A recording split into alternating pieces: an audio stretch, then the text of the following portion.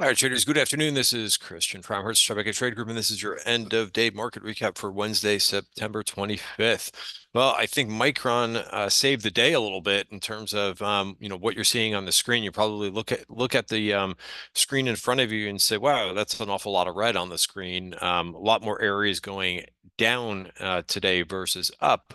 But the one area that went up today was the semiconductors. So we'll talk a little bit about them. Before I do that, risk disclaimer in front of you, everything that we're going through is for information purpose only, not giving any advice or recommendations. Everything that we're going through is for information purposes only. So a couple other observations here before I get into, there's one chart that I wanted to go over. Well, a couple charts that I wanted to go over, but bonds were down today. So interesting that they just continue to skid here. And, essentially since the Fed meeting, this is what TLT has looked like. That's, been just trending down over the last week or so. Yesterday had a nice little bounce back, but did not couldn't really close the deal in terms of turning the corner, and down again today. So that's your bond, and I did get long bonds, so I'm down a little bit in my position here. Was looking for this to kind of build off of this yesterday.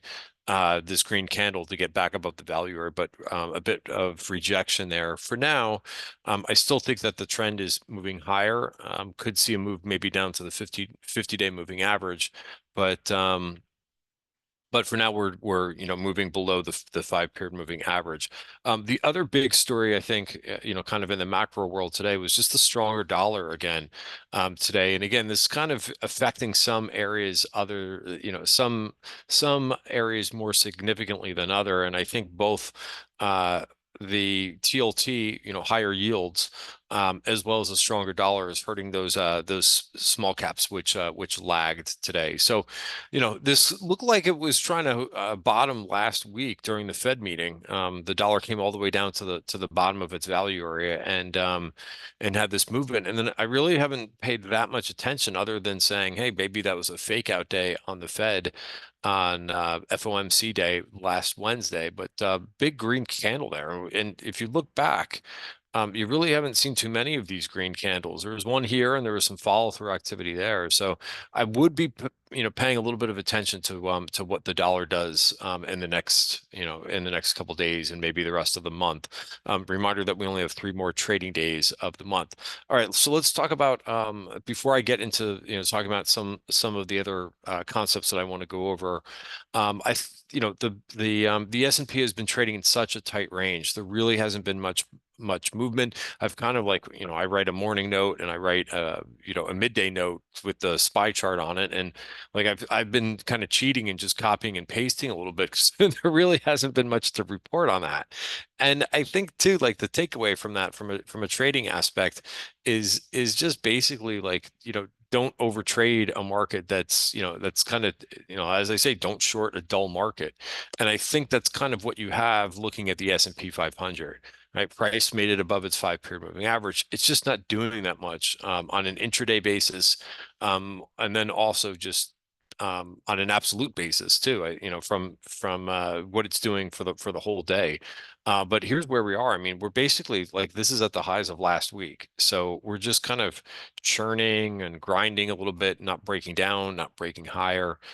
Here's the one thing that I think is interesting. When you look at we've seen this leadership and the beginning of the month, as well as probably a little bit longer than that, with the equally weighted S&P. Notice that actually closed below its 5 period moving average. As I mentioned, the breadth was not particularly good today, and not just the small caps, but also just overall, because obviously in the spreadsheet I don't just have small caps, but you could see a lot of things were down on the day. So that's the first kind of crack in the 5 day, the price action closing below the 5 day moving average in the RSP. So and of course, here's what you have in terms of the small caps, which are down 1.5%. They just kind of continue to not really trade with a great trend.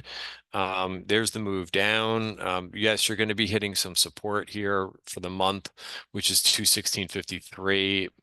Also, when you look at the 1 hour chart, you could see there's going to be some support here. So, we do have a lot of economics that come out tomorrow as well as Friday, which could possibly influence this. Reminder that tomorrow, this up here.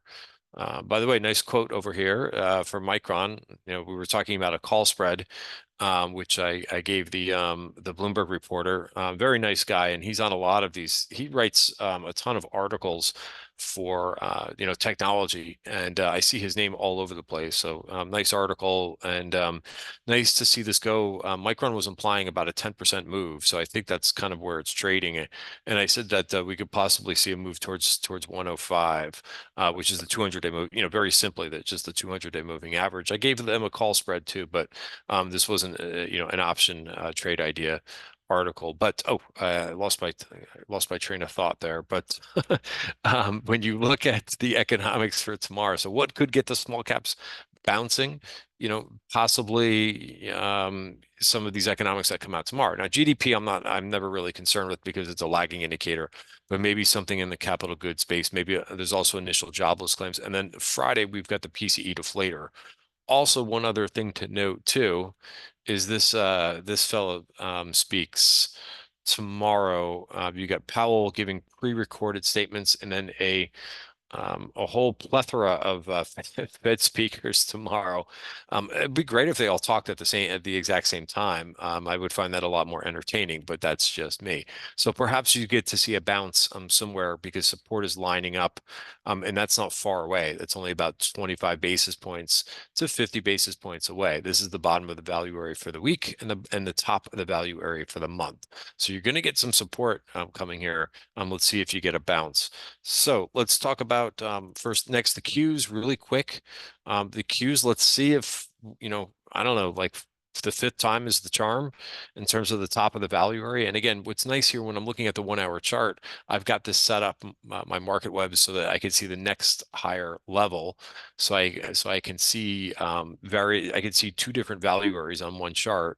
Right, the yellow box is the value area for the week. The gray box, more importantly, is the value area for the month.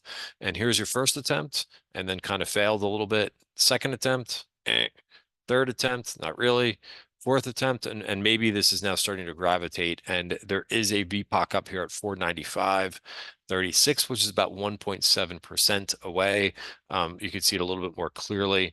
It says 1.9. Oh, maybe there's two VPOCs up there on multiple time frames, but there you are, just barely closing above the value area for the month. So overall, not bad. Let's talk about Micron. I mentioned the 200-day moving average, which is right around here. That's 105, and then also the top of the value area for the week, and there you go. And there's also a VPOC being taken out there, so very nice. The semis were showing some nice, not crazy strength today because it just was a very, very choppy kind of mess. NVIDIA, since earlier in the week, this has showed some nice strength to it. 126.49 short-term target, I would say, for this. And then past that, maybe the top of the value area, which is 6% away. That's going to be tough to achieve for the month. But again, that kind of just gets you back to where this was trading before earnings. So, that's kind of what we've been seeing for the last few months is range.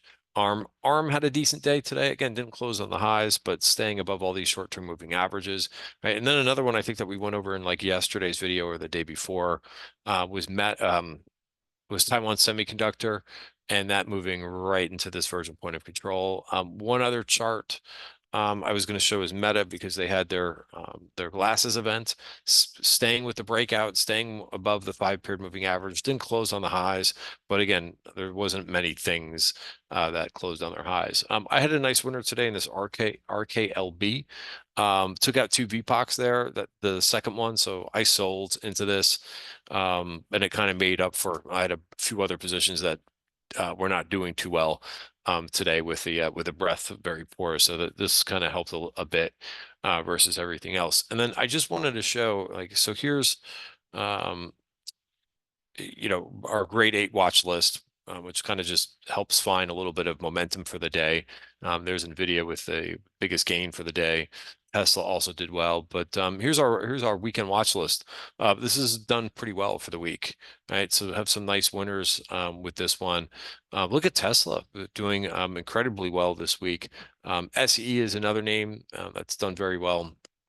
And this doesn't include open positions. This just includes um, watch list positions. But I wanted to show this. This is my like short-term relative strength, relative weakness sector watch list. It's for very short-term momentum. Again, I'll say that again. It's not looking at like long-term trends, just kind of short-term momentum, and it looks at the 5, 20, and 50-day moving average. Interesting that you're starting to see some things break down a little bit. Right, such as healthcare, right, is now below all these moving averages. So there's a little bit of a change here. We really haven't seen anything have weak next to it, but you've got healthcare and biotech. Biotech obviously got rejected. That was one of the charts that I had to kind of pay attention to, because it was at such a crucial area, right? And this got rejected there at the top of its value area, and since then it's been trending, for the last like 5 days now. It's been one, two, three, four, about the last 4 days has been trending lower and now below its 50-day moving average. So this has been a bounce spot previously, but I don't know if you're going to get it at this time frame. So interesting kind of the developments, because we've seen a little bit of some of the other areas like consumer staples. While not there's no weakness here, but that has lost its upside momentum. REITs are no longer that way, and the financials are also. I was trading some JP Morgan. I bought JP Morgan on this dip um, about a week ago, and I sold it yesterday, just because I thought it was good enough. And I'm starting to see a little bit of weakness, but this kind of looks like a little bit of a like a trying to think of the right technical, maybe a bear pennant. Um, so rallying up here, but I would be careful. I would be mindful of that, even though I think this is best in breed within the group. A little bit weak right now. So again, played it for a little bit of a bounce. I didn't overstay my welcome. I sold it yesterday, and moving on from there. So, I think that you might continue to kind of see some things kind of change up like this, where some areas are beginning to kind of break down a little bit, versus other areas performing. And it just feels like with some of the macro things, like if rates continue to march higher, it might be a little bit more tech focused for now, right? And here's the rates screen. Just so that you can see what yields are doing across the curve. But you could see everything today. Yields are higher. And again, it's been this way for a week. So that makes it a much more difficult environment for small caps. So again, not to say that they can't bounce with some of the economics this week, but I think what's going on in bonds is a little bit telling. And that's why it's one of the reasons why you're seeing a little bit of a separation in the um, in the sectors. And that's why RSP also is starting to just lost the 5-day moving average. So, maybe a little bit of caution going into the end of the month. Also, the end of the months, sometimes you do see a little bit of selling. So we'll see if Micron can get some of the chips going for a little bit. But I would not get complacent going into the end of the month personally. Have a great night, everybody. See you tomorrow.